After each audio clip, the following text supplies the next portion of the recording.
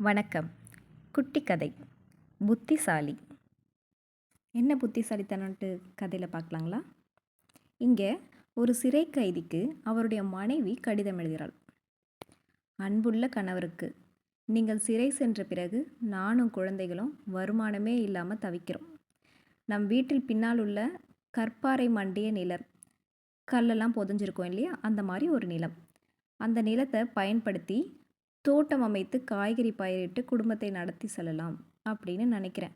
ஆனால் நிலத்தை தோண்டும் வழிதான் தெரியவில்லை. கைதிக்கு அந்த கடிதம் போய் சேர்ந்துருச்சு. அதை படித்தோன்னே கைதி பதில் எழுதுறாரு. குடும்ப செலவுக்காக வேற ஏதாவது வழி செய்து கொள். பின்னால் இருக்கும் நிலத்தில் மட்டும் கையை வைக்காத. அங்கே தான் நான் கடத்திய தங்க கட்டிகளை புதைத்து வைத்திருக்கிறேன். நீ ஏதாவது செய்ய போக பிறகு எனக்கு வைத்த இடம் மறந்து போய்விடும். ஒரு வாரத்திற்கு பிறகு மனைவி மறுபடியும் கடிதம் எழுதுகிறார் கணவருக்கு. அன்புள்ள கணவருக்கு, யாரோ ஒரு கூட்டமாக வந்து பொக்லைன்லாம் வச்சு நம்மளோட நிலத்தை தோண்டி கற்பாறையெல்லாம் நீக்கிட்டாங்க, எல்லாத்தையும் சீர் செஞ்சிட்டாங்க. ஆனால் அங்கே தங்க கட்டிகள் எதுவுமே இல்லையே அப்படின்னு அனுப்பியிருந்தாங்க. கணவர் மறுபடியும் கடிதம் எழுதுகிறார்.